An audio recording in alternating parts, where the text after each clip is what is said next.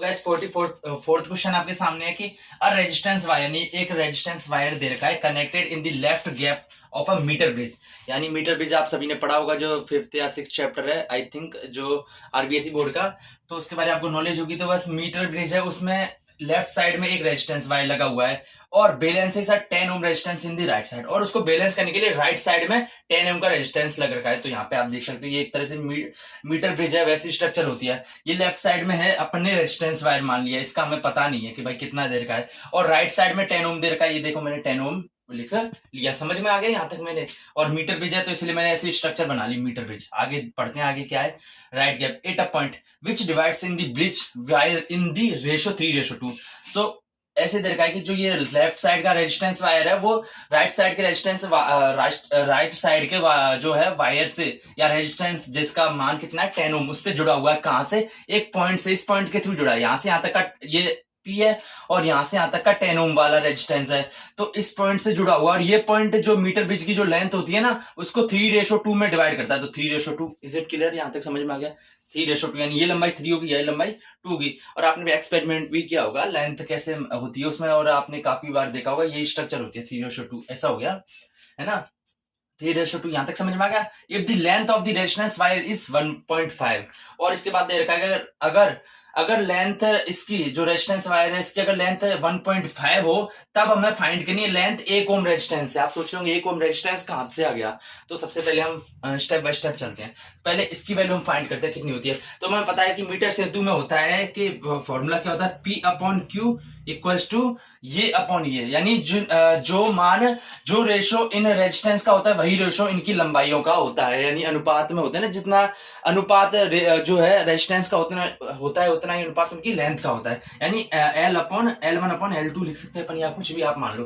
तो P/Q मेरे पास 10 दे रखी है, और इसके बाद क्या जो है 3/2। Is it clear student? 3:2 है तो आप 3x मान लो, 2x मान लो, x जाएगा तो वो तो कोई फर्क नहीं पड़ेगा। तो जब इसको फर्दर सिंप्लीफाई करेंगे तो P क्या हो जाएगा, 3 × 10 क्या हो जाएगा 30, 30/2 दैट इज 15 ओम। तो हमारे पास इसकी वैल्यू क्या आ गई, P इक्वल्स टू आ गया 15 ओम, है ना। यहां तक समझ में आ गया। अब हमें दे रखा है कि रेजिस्टेंस वायर, यानी जो ये 15 ओम का वायर है, इसकी लेंथ अगर 1.5 हो, अगर 1.5 हो तो हमें लेंथ निकालनी है 1 ओम रेजिस्टेंस की। तो बेसिकली इसका एक बार फॉर्मूला लिखते हैं। R इक्वल्स टू होता है ρL/A होता है ना, ये फॉर्मूला होता है रेजिस्टेंस का, है ना। अब R यहाँ पे कितना है 15 ओम है, तो ये देखो R बराबर 15 ओम है, इक्वल्स टू ρL मेरे पास कितने दे रखी है 1.5 इंटू 1.5 अपॉन एरिया मुझे पता नहीं है, रो भी पता नहीं है ना। अब ये लिख लिया, ये मेरी इक्वेशन 1 होगी। अब इसके बाद ये दे रखा है कि then the length of 1 ohm resistance. ऐसे ही 1 ओम रेजिस्टेंस के लिए इसी फॉर्मूले को मैं लिख लेता हूँ, आर की जगह 1 ओम लिख दूंगा, दैट इज रो। क्योंकि देखो रो है ना पूरा रेजिस्टेंस वायर, ये देखो ये भी रेजिस्टेंस वायर है, सेम वो है, जो उसकी प्रकृति होगी, जो उसका नेचर होगा वो सेम होगा, तो उसकी जो प्रतिरोधकता है, जो रेजिस्टिविटी है, वो भी सेम रहेगी। इनटू अब मुझे क्या पूछिए, लेंथ पूछे, कितनी लेंथ होगी, तो लेंथ मुझे पता नहीं है, वो L मान ली, और एरिया भी इसका सेम होगा, है ना। ये आप खुद एज्यूम कर लेना, काफी कुछ चीजें नहीं लिखी होती तो हम समझ सकते हैं भाई। जो अब हमें ये 2 फॉर्मूले ही बन सकते हैं। अब इसमें हमें 2 फॉर्मूले बन सकते हैं, तो ये दोनों कांस्टेंट ऑब्वियसली होंगे, मैं ऐसे खुद भी अनुमान लगा सकते हैं। बस इन दोनों को देख लो भाई, ρL/A ये रहा, और ये 2 इक्वेशन दे रखी हैं। अब मैं इससे निकालू, देखो ρ/A की वैल्यू निकालूंगा, तो इससे ρ/A की वैल्यू क्या आ जाएगी, ρ/A की आएगी 15/1.5, है ना, 15/1.5 आएगी।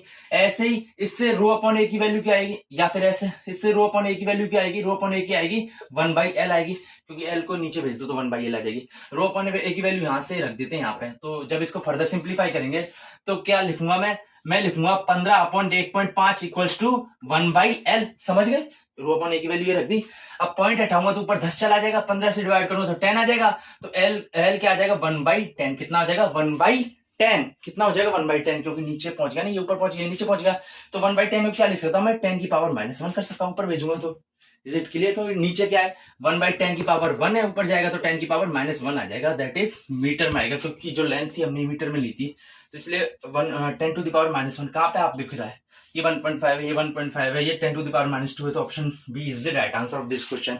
एक बार ओवरव्यू ले लेते हैं, हमने क्या मीटर ब्रिज दे रखा है, तो मीटर ब्रिज का फॉर्मूला लगाया, इससे हमने जो है रेजिस्टेंस वायर है उसकी हमने वैल्यू फाइंड की। उसके बाद बस हमने जो है ना, हमने ये कर लिया। इसके बाद हमने ये जो रेजिस्टेंस का एक दूसरा फॉर्मूला होता है उसका यूज करते हुए दोनों का कंपैरिजन करके हमने दूसरे वाले की वैल्यू निकाल ली। Is it clear student? समझ में आ गया यहां तक? तो अब हम अगला जो है वीडियो बनाते हैं।